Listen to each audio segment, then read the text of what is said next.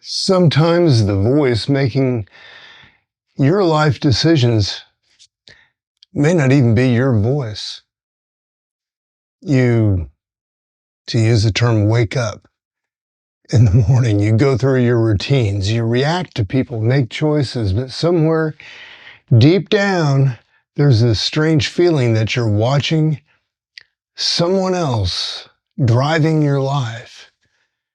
Maybe you've caught yourself in the mirror wondering when you started looking so tired or so distant. I laugh just because it's so painful that I know that, you know that, we all know what it feels like to look at yourself and to be shocked and maybe get to the point where you're tired of lying to yourself that things are okay when they don't really feel that way. Or you feel so distant from who you thought you were. Well, that disconnection, noticing that is important. It may be divine. It's not random. And, this isn't just you. You're not alone. Some of the most brilliant minds in psychology and mystics and people who have spent decades studying this exact phenomenon, well, what they discovered, I'd like to share with you today. And what they discovered will challenge everything that you may think that you know about being, to use the term, awake. Well, I'm Mark Roach.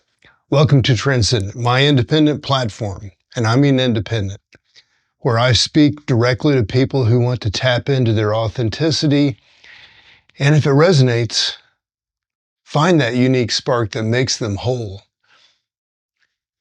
Well, we use this term, I'll be honest here. Well, my perspective isn't always comfortable. It's shaped by a circuitous journey that's covered continents, wild extremes, and the kind of learning that you just don't get from textbooks or watching movies.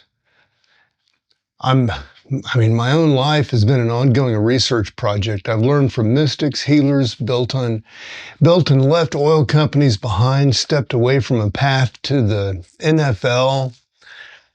I've raised billions for startups.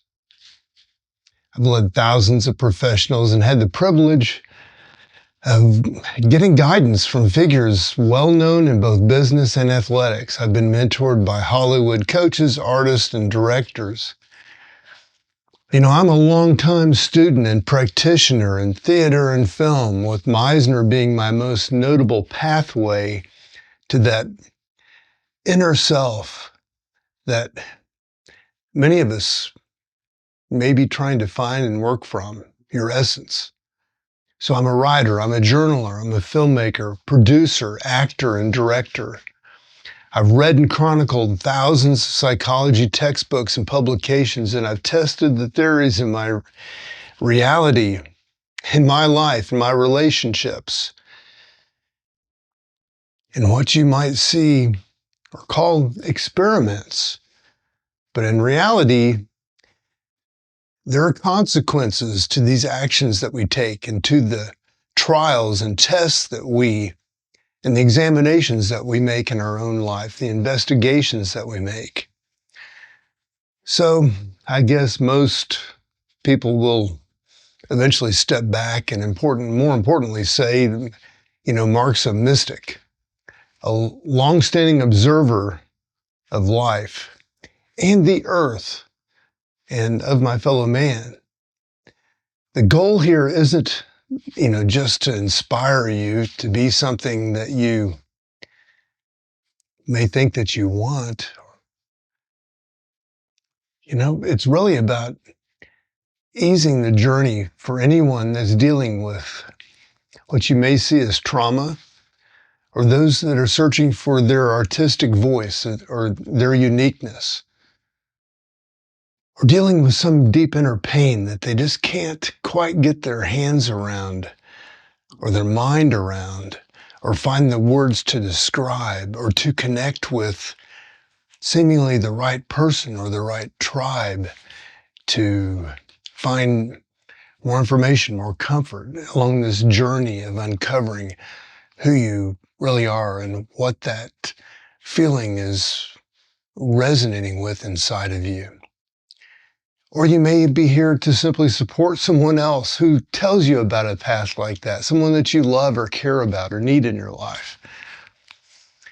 This started for me and for many others in dealing with complex PTSD. PTSD, the psychological term, post-traumatic stress disorder.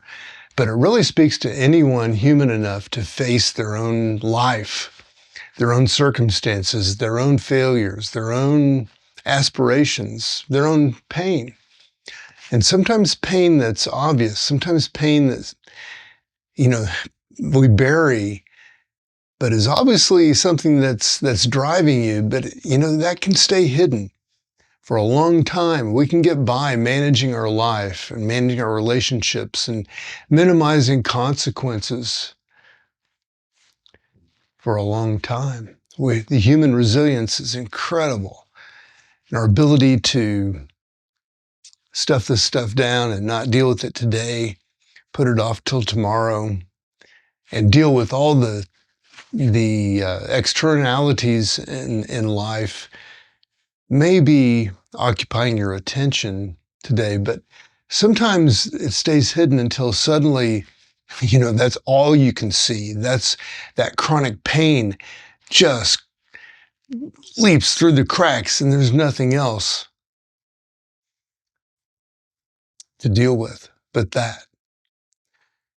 And, although this channel began as a resource for others with PTSD or complex PTSD, I've discovered that it's really for anyone, everyone, anyone who's human, who may face this pain or suffering at some point in life. So this may not be for you today. File it away. Come back and visit these videos at some future point in time when you really need them and whenever that pain is really seeking some resolution and pushing you to find some answers. Sometimes this pain is so obvious and unseen, and in the very end, what matters is the personal journey away from these outdated patterns that the pain may be driving and pointing you toward recognizing, toward a spirit that cannot be duplicated by artificial intelligence or subdued by force or dominance. Switched gears on you there, but sometimes there is a discovery through all of this pain for something more meaningful, more deeply powerful than dealing with the day-to-day survival issues that most of us are occupied with, and or the escape from those lack of resolution. And so we drink, we watch movies, we go to parties, we have superficial conversations, all in an effort to say everything's okay in the moment with each other, when actually, you look around, you feel, you pause, you take some time to let yourself feel what's behind the scenes, let yourself get bored and really examine. And that's where you start looking for the real answers and to deal with some of the mysteries of mankind. So today I want to talk about 3 completely different systems of understanding human consciousness that actually discovered the same unsettling truth that I'm speaking about here and how we really function. One of those systems was human design. It was developed in the late 20th century by a guy named Alan Krakauer. He changed his name to Ra Uru Hu in the middle of unfolding his teachings. And then there's the fourth way teachings of George Gurdjieff. He was an early 1900s mystic from Eastern Europe. And then there's Carl Jung, who you may have heard of. I believe he was a German analytical psychologist, and he was from roughly that same period. Interestingly, I mentioned Meisner earlier, and he studied with Stanislavski, who was also creating his pathway into helping theater artists get more realistic and true to themselves. And the Meisner method reaches into this. But these systems all emerged from completely different contexts, yet they arrived from remarkably similar conclusions about the nature of human existence and transformation. All three begin with what Maurice Nicoll, who is someone who bridged Jungian psychology with Gurdjieff's fourth way, he calls this into stark recognition. So if you've followed my channel, I've got a lot of Nicoll's work that I speak from, because he characterized it so well in his groups that he was running in the 1920s, 30s, 40s, and 50s in Europe. And as Nicoll put it, a man fully awake has no false personality. For those of us who are studying how to awaken, that means that the more awake we are, the less we are in this false personality. Or to put it another way around, the more a person is in false personality, the more that person is asleep. So this person isn't about being literally unconscious, but this is about living in what these teachers call unconscious automation, driven by conditioned patterns rather than authentic awareness. Nicoll went deeper into this understanding when he explained, we understand that false personality is composed of imagination, of false ideas about oneself. Some people think of false personality as being something blatant, loud, and boasting, but that's wrong. False personality in one person may sing, "What a fine person I am," and in another person sing, "Poor little me, the martyr." But the action on being is the same in both cases. They're denying who they really may be until they understand it, feel it, and allow it.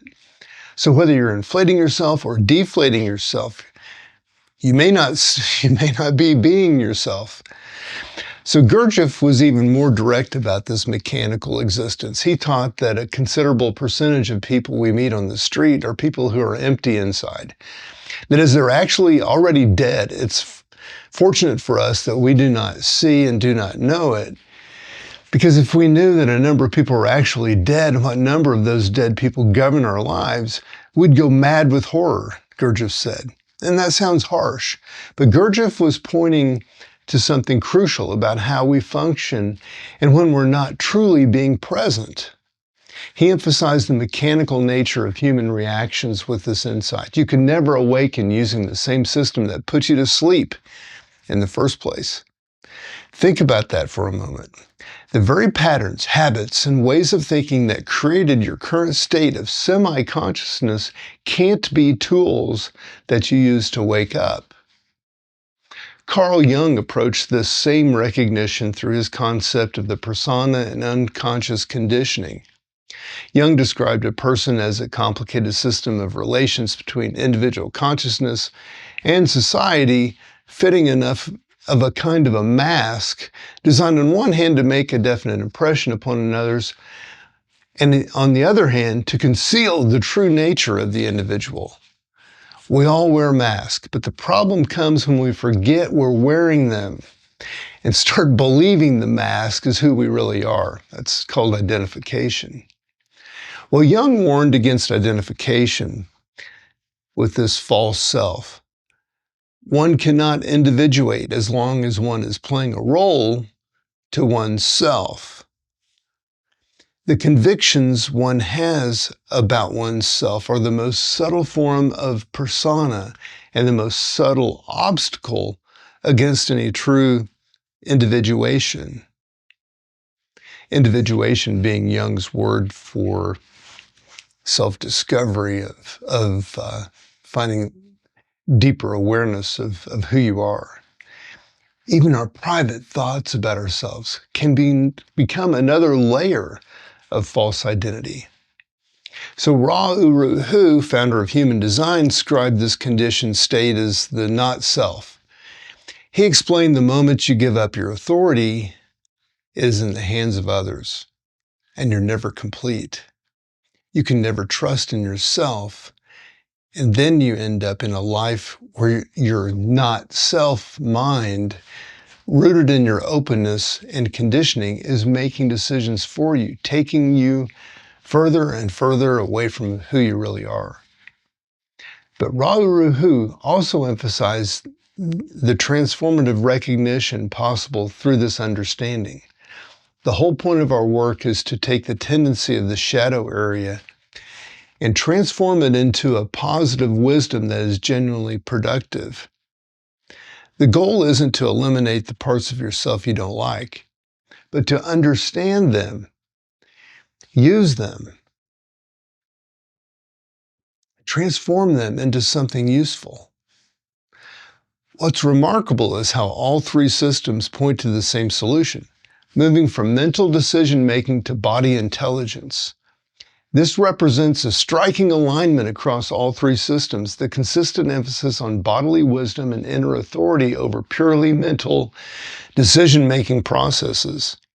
Gurdjieff taught that the fundamental importance of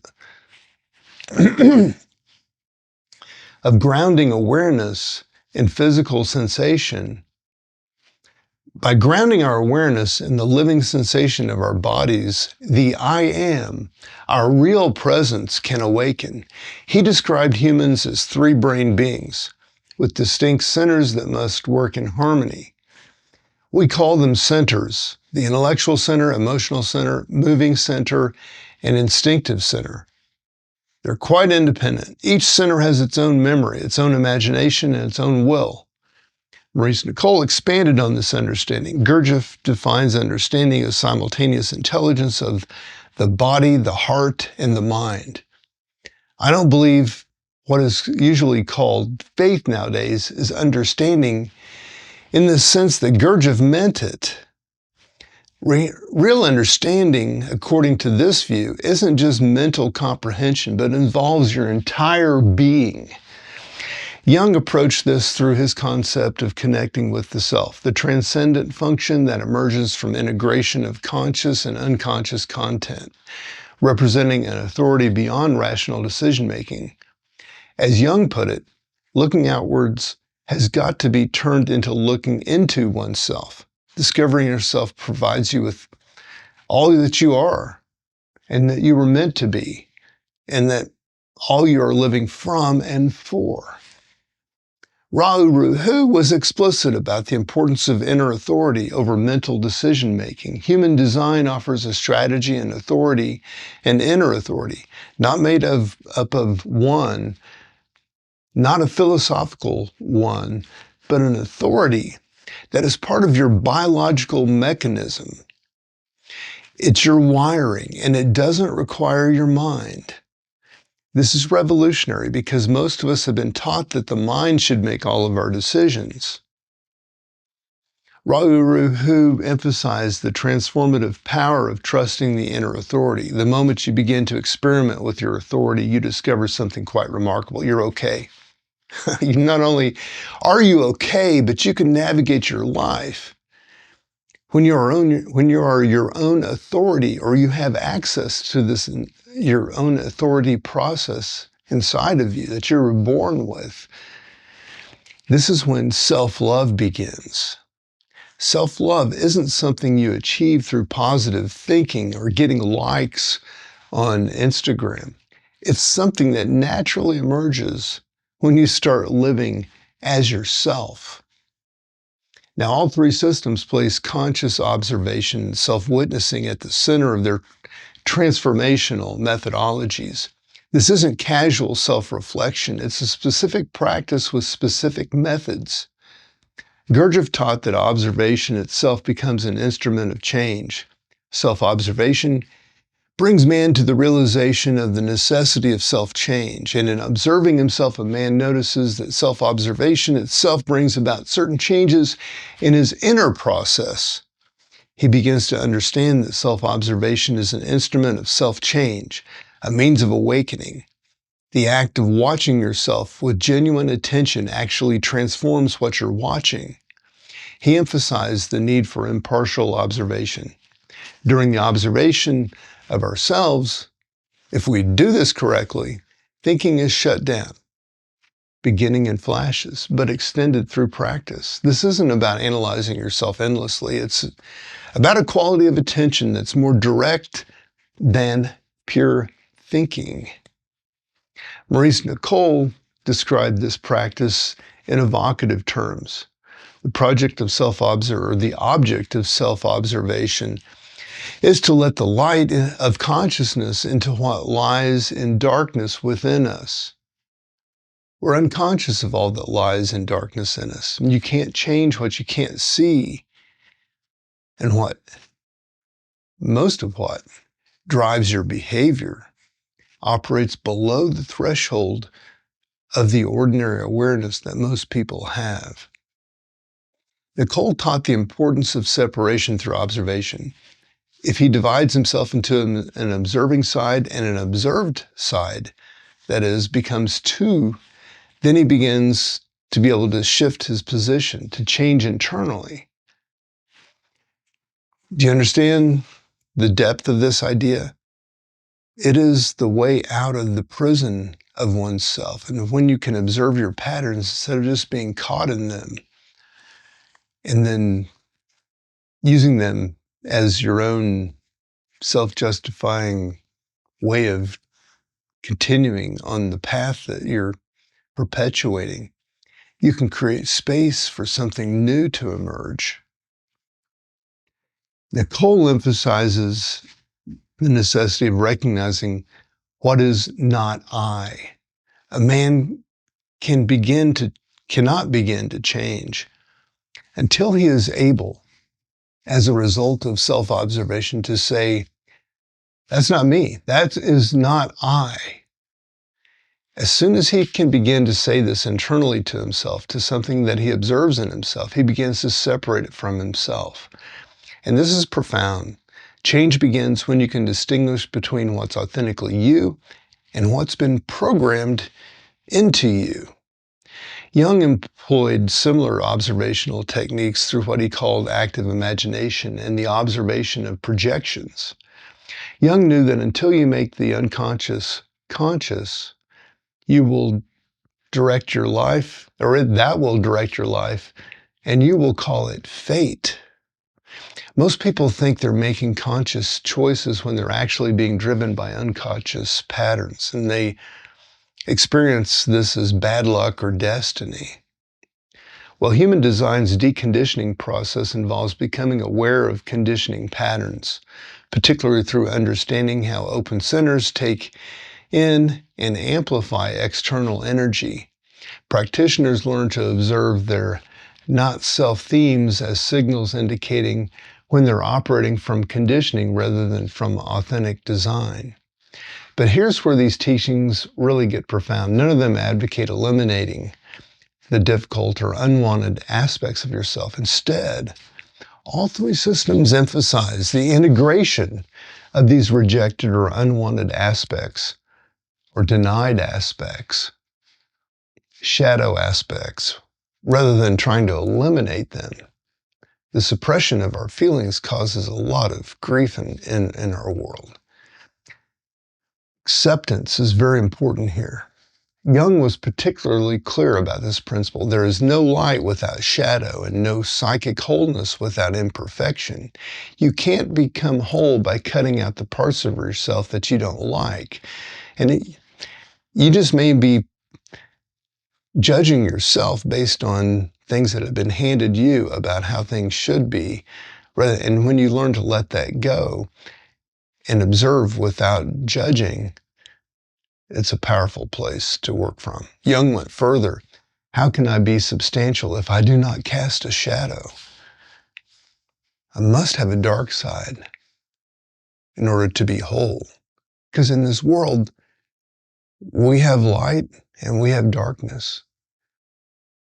We can see because of the contrast between the two. Jung understood something that most people resist. The most terrifying thing is to accept oneself completely. That's maybe scary to you, but it may be even scarier to the institutions, to the church, to the tribe, to the community. because it lets you own your power. But he also knew that, or Jung also knew that wholeness comes through integration. One does not become enlightened by imagining figures of light, but by making the darkness conscious. The goal isn't to become perfect or whatever that is, but to become real. And reality includes everything.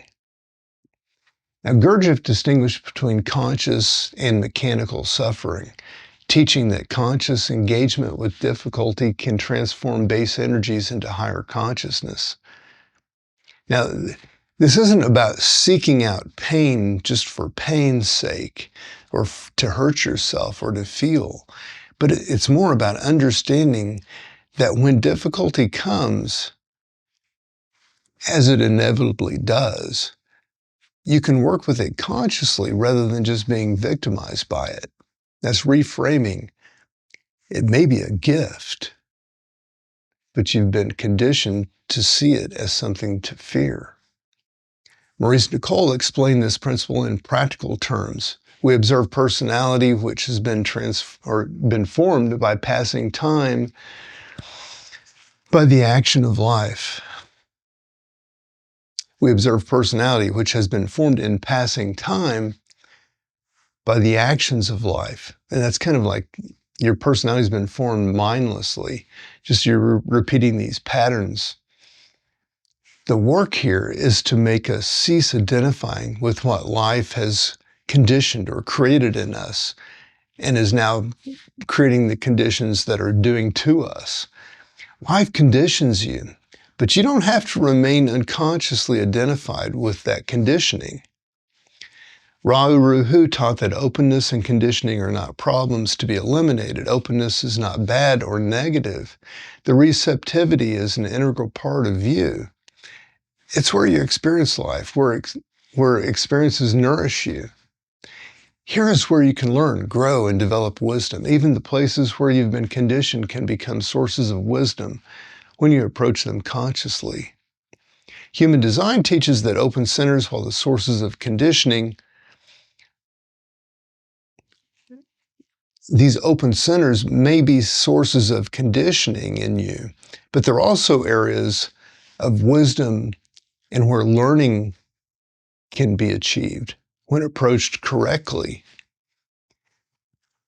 The system encourages embracing the full spectrum of one's design center rather than to fix or change fundamental aspects. The fourth way distinguishes between conscious suffering and mechanical suffering, teaching that conscious engagement with difficulty can transform these base energies into higher consciousness. Alchemy. Rather than avoiding challenges, practitioners learn to use friction and resistance as fuel for development. Jung's individuation process requires embracing the shadow rather than rejecting it, recognizing that wholeness comes through integrating all aspects of the psyche. Jung emphasized that the goal is not to become perfect, but to become whole, incorporating both light and dark elements of the personality. The temporal framework for transformation is another area where these systems align remarkably. All three systems recognize that authentic transformation occurs over extended periods and cannot be rushed. Maurice Nicoll taught about the gradual nature of this work. The fourth way is based on understanding. The work of the fourth way is that you must understand yourself and why your negative emotions must go, and understand why self-justifying must go, why lying and deceit must go, why dominance and violence must go, and why internal considering and grievances and making internal accounts must go.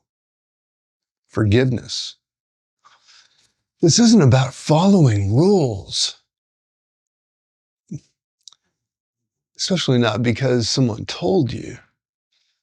You have to discover this stuff for it to work inside of you. And it's about understanding deeply enough that you naturally and organically let go of what doesn't serve you.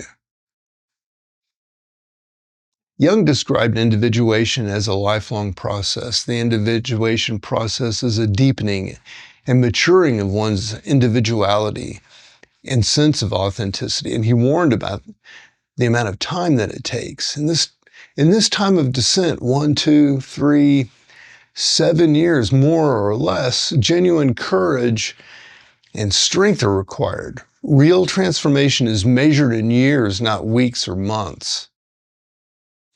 Gurdjieff emphasized the need for sustained effort. Without struggle, no progress, and there'll be no result. Every breaking of habit produces a change in the machine. You're the machine if you're working from conditioning, acting robotically. This isn't about making life harder than it needs to be. It's about simply understanding that growth requires you to work against the momentum that's been established in your life by these patterns and conditioning and the robotics. Ra-Uru Hu specifically articulated human design's 7-year deconditioning cycle. For somebody who's truly and deeply into their experiment, you always point them toward the same thing. That is, you point them to their strategy and authority. These are the things that have to arise out of what is correct for you. Human design specifically articulates a 7-year deconditioning cycle based on the premise that it takes approximately this long for cellular renewal and for new patterns to become established at the biological level. The fourth way emphasizes gradual development through sustained effort.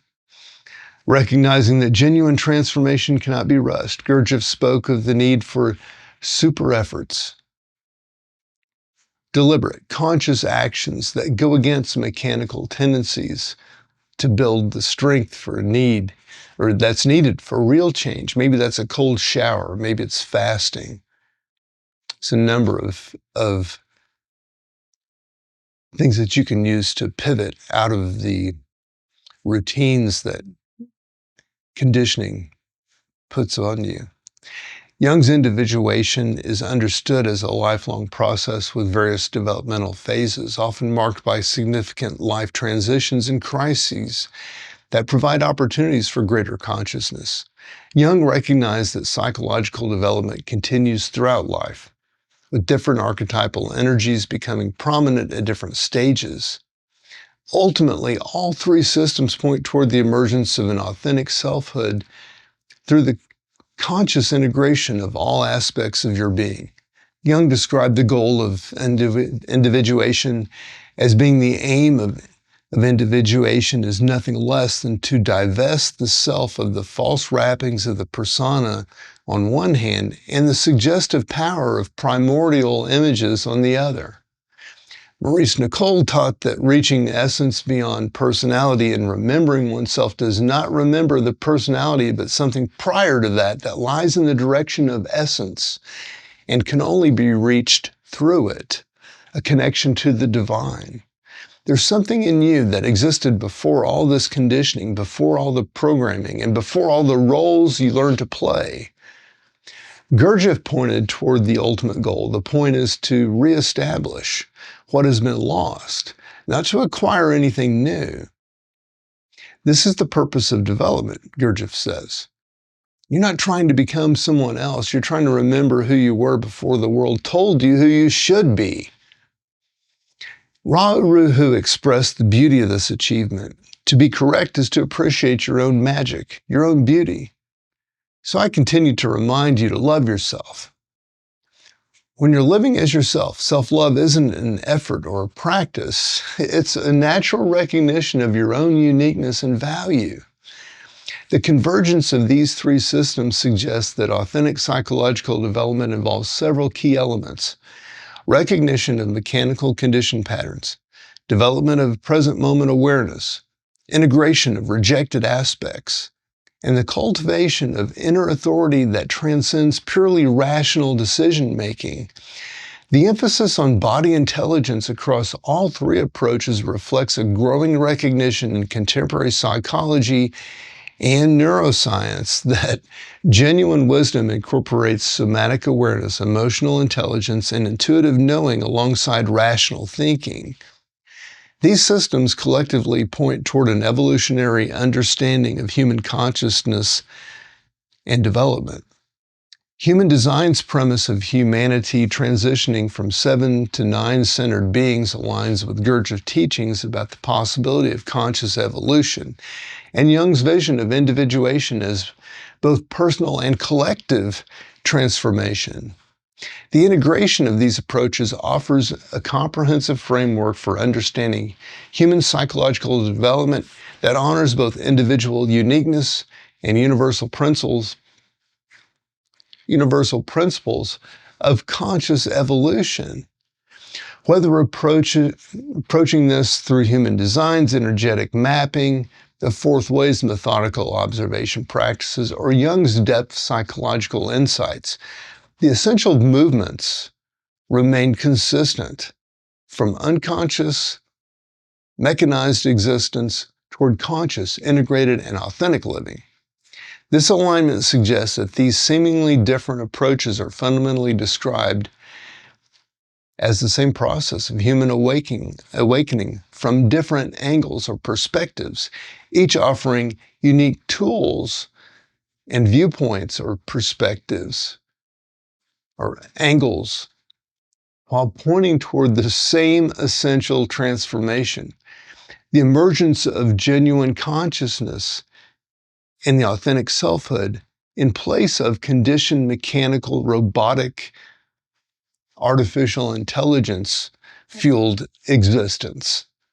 Now, contemporary practitioners can benefit from integrating insights from all these three systems. I even see Christianity as what Christ came here to share with us, aligned fully with these systems. But let's look at the human design charts to identify specific areas of conditioning that can be used to help you find your authentic expression. You can apply fourth way self-observation to witness these patterns in daily life with objective awareness. You can employ Jungian's shadow work techniques to integrate rejected or unconscious aspects of yourselves. You can use Meisner repetition, as I mentioned in my introduction, to discover many of these things about yourself. But you can follow human design strategy and authority as a practical decision-making tool for guidance. Practical fourth way self-remembering also helps you find routine activities to identify them, to stay present and aware. And you can utilize Jung's active imagination to dialogue with shadow material and unconscious content, much like you could use journaling. So all three of these systems provide specific frameworks for understanding and working with conditioning. Human design maps conditioning through the 9 centers with particular emphasis on how undefined open centers create vulnerability to external programming. That system provides detailed descriptions for not-self themes or self-betraying themes for each center, offering practitioners or you with specific indicators of when those centers are operating from conditioning versus when they may be operating openly with access to your essence. The fourth way categorizes conditioning through understanding of these differently defined centers and how they're being misused, teaching practitioners or you to observe when your intellectual or emotional or moving functions are operating outside of their proper domain. This system emphasizes learning to distinguish between genuine impulses and mechanical reactions. Jung's approach to conditioning involves recognizing projection. This is powerful. Identifying with personas and unconscious complex activation. His work focuses on understanding how early childhood experiences and cultural programming create unconscious patterns that continue to influence adult behavior. The alliance or alignment between these three systems suggests a universal recognition of different principles of human development that transcend specific cultural or historical context. Maurice Nicole, who was uniquely positioned as a student of both Jung and fourth way teachers, represents a bridge between those approaches, and his work demonstrates how Jungian psychology Those insights can complement fourth way practices while maintaining the essential elements of both traditions. The relationship between human design centers and traditional chakra systems further illustrates how ancient energetic wisdom can be reformulated for contemporary understanding while maintaining essential principles about human energetic anatomy. These authentic voices from the traditions reveal a profound consensus about the nature of human development, whether approached through human design's energetic mapping, the fourth way's methodical observation practices, or Jung's depth psychological insights. The essential movement remains consistent from unconscious, mechanized existence toward conscious, integrated, and authentic living. The convergence of these teachings suggests that these seemingly different approaches are fundamentally describing the same process of human awakening from different angles, each offering unique tools and perspectives while pointing toward the same essential transformation, the emergence of genuine consciousness and authentic selfhood in place of conditioned mechanical existence. The most practical takeaway is this: you have an inner authority that knows what's correct for you. It's not your mind. It's not what others expect. It's not what society programs you to want. It's a body-based intelligence that emerges when you learn to observe yourself without judgment, integrating all these aspects of your being without rejection, and trusting the slow, patient process of authentic transformation. The secret, if there is one, is that you already have everything you need. Gurdjieff said that the point is to reestablish what's been lost, not to acquire anything new. And you're not broken, and you're not needing to be fixed. You're not incomplete, and you're not needing to be filled. You're conditioned and needing to be awakened. The prison isn't your circumstances, your past, or your limitations. The prison is living as someone you're not, while your authentic self waits patiently for recognition. These three wisdom traditions emerging from different times and places all discovered the same key to that prison. The question is whether you're ready to use it. I'm Mark Roach. This is Transcendent, wishing you all the best.